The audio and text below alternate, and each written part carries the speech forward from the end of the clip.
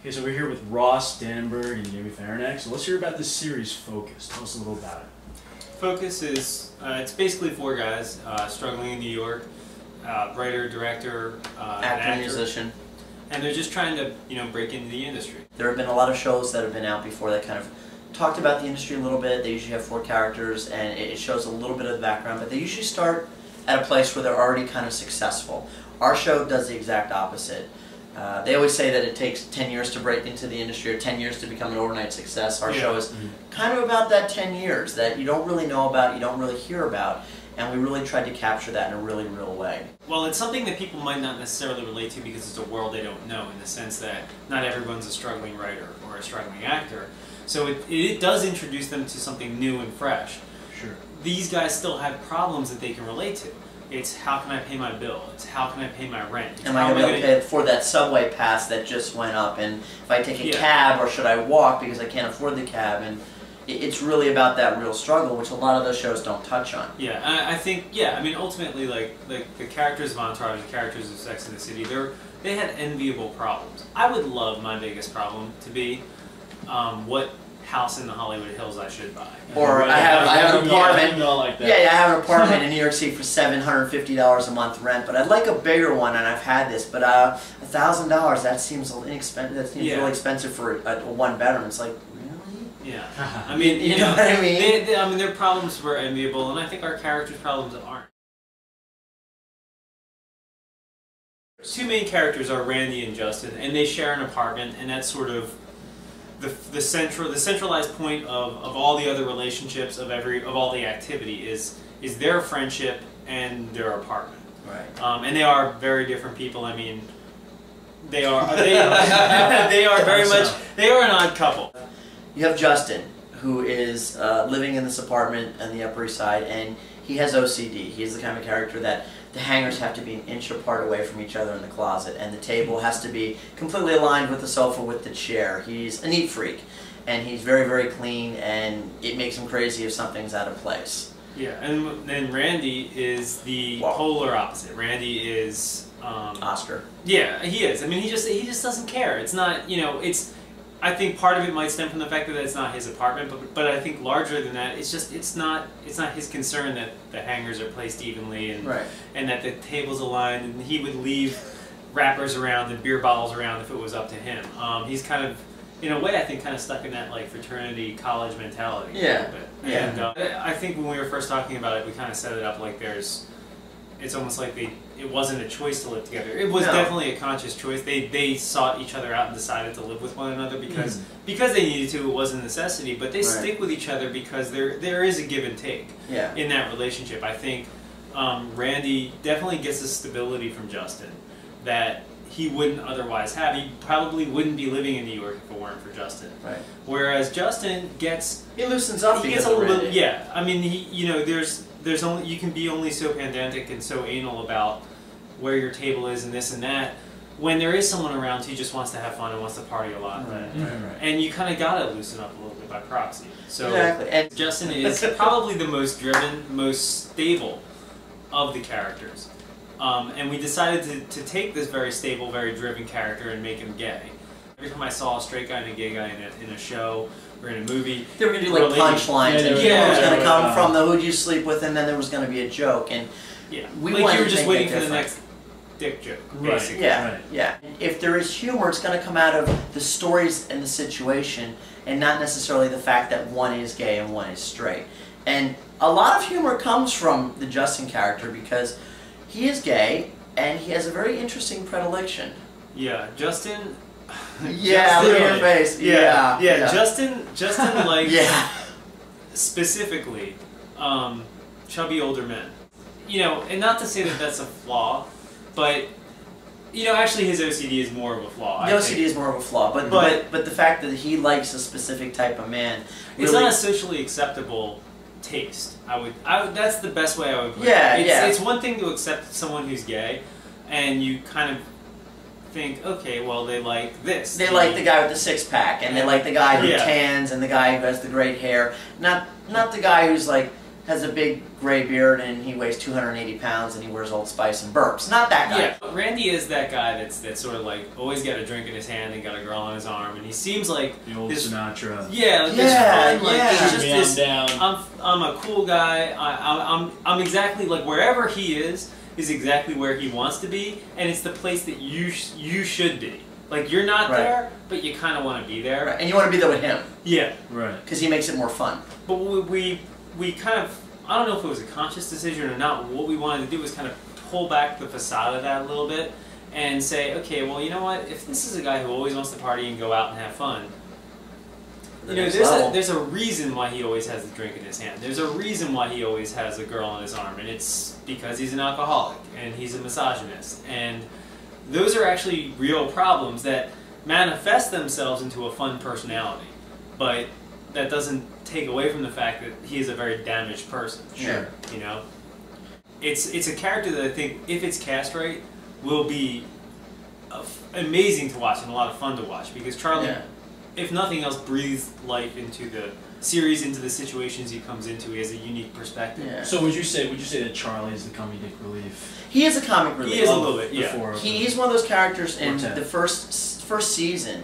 He seems to be there as filler, but he's clearly not, because he has struggles and we're introducing them. Where are we going to go? We're going to go here? Well, I got to get to I got to get this, I got to get my shoes, I got to call my mom, and oh my God, did you see that? Oh my God, she's great. What? That's Charlie. Yeah. Think, you know, he's like a perpetual 12-year-old with attention deficit disorder, but everyone loves him. The thing that's really interesting to me about Charlie is that he actually, professionally, he's actually pretty well set. I mean, he has a great job, he makes good money. And so, initially, I think the response would be, why is he hanging out with these guys who are struggling? But the thing is that they're doing what Charlie really wishes he could do.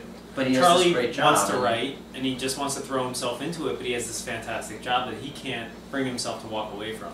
And it's funny because he's very like diametrically opposed, I guess, or whatever. He has this very childlike personality, but he also has very real adult responsibilities. And he fulfills them. Yeah, he's great at his job. He's very competent. He's well liked at his office. He writes in his spare time, and it never affects his work. And yet, put him, you know, in Central Park, and all he can do is talk about this girl's ass and that girl's ass, and let me fly my toy helicopter around it. Right. You know? Right. What we ended up doing was we decided we wanted someone who was a little bit more established in New York, in the industry, and had sort of found his place as a struggling artist already. He was, you know, he's been doing it now for, what, like 10 years? He's been doing it for 10 years. He's someone that dibbles and dabbles in everything. He's someone that juggles, he sings, he dances, he acts. He does everything that a triple threat would do, which is someone who like sings and acts and dances. They do a lot of Broadway, but he doesn't consider himself to be a triple threat. He's like someone that literally has his fingers in all the pies, and he's not a master of anything that he does, because jack of all trades. Yeah, he's a jack of all trades, but he's not a master of any, because he really lacks the focus more than any of the other characters, and he's been doing it longer. I think with Nick, what it really boiled down to, and it took us a while to get a handle on this, was that Nick, like the other characters, does have a passion. Justin's passion is for acting, Randy's passion is for directing, Charlie's for writing. Nick's passion, though he calls himself a musician, though he does act, really is just for talent. Yeah.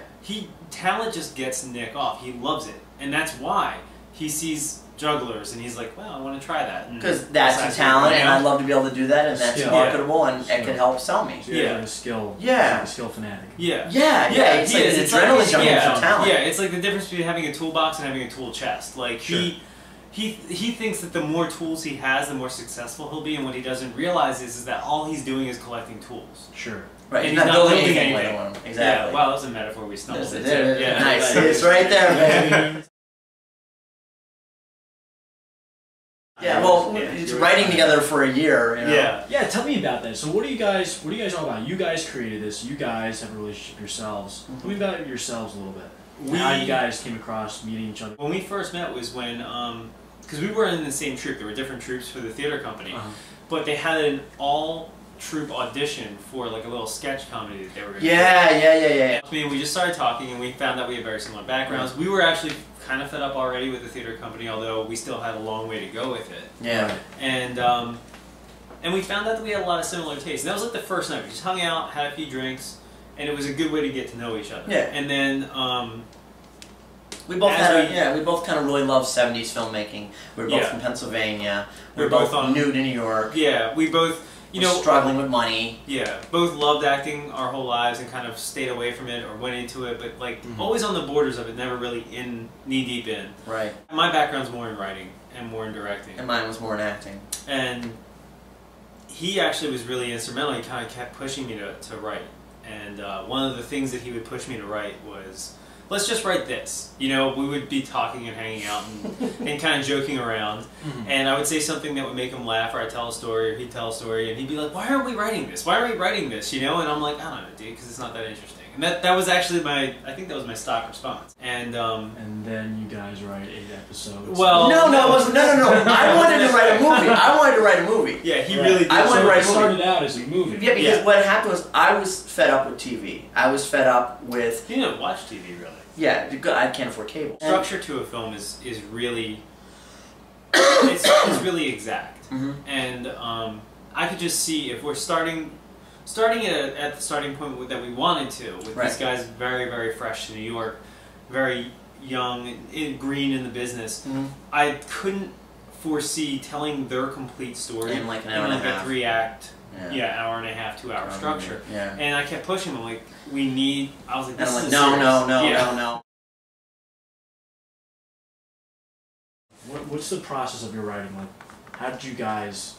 It's actually it's a little unique. It's unique, and we've changed it. I mean, we started with I think with the original time we would just write we would sit in the room together and we would just bounce ideas off of each other. Yeah. And I think that actually hasn't changed. It's the one thing that hasn't changed. I mean, literally, you know, it was very tedious the way we used to do it, because we would sit down, he would write a dialogue, and then we would say, all right, what's this character's response? And then I would write a response, and then he would do this, and this is the way we did it for like 36 pages. Yeah. And it was just like...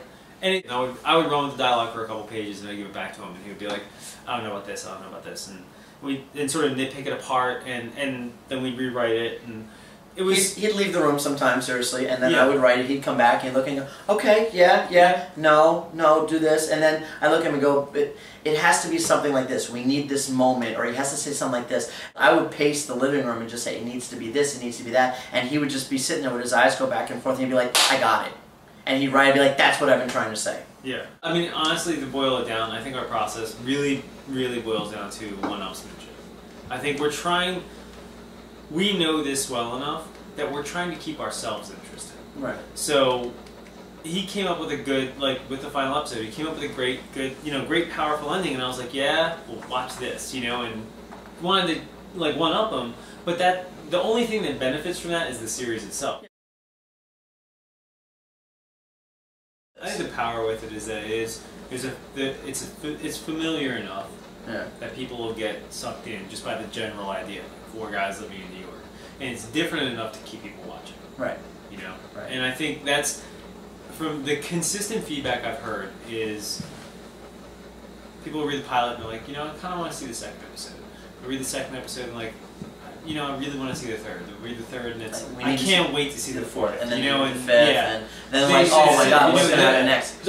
We already know how this baby's going to end. 5, 6 seasons later, we know where these characters are going to end up. We know what's going to happen to them. We know the roads they're going to take. We already see the conflicts. We already see the storylines in our heads. It's just a matter of putting it on paper.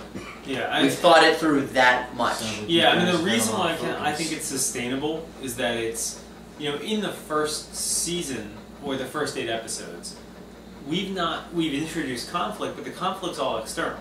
It's unemployment's about to run out. It's I haven't gotten this job yet. It's I can't get this manager to call me back. It's all those things. We haven't even gotten into internal conflict between the 4 main characters. So that, I mean, if you continue the external conflict and then you amp it up with internal conflict, it's so easy to kind of fill it week to week. Yeah. We say we know how it's going to end, and I would love to see it end the way that we envisioned it. Would like to see it end, but I can honestly say I don't know if it's going to end that way, because 3 years in, those characters might be on very different paths than we originally thought. Yeah.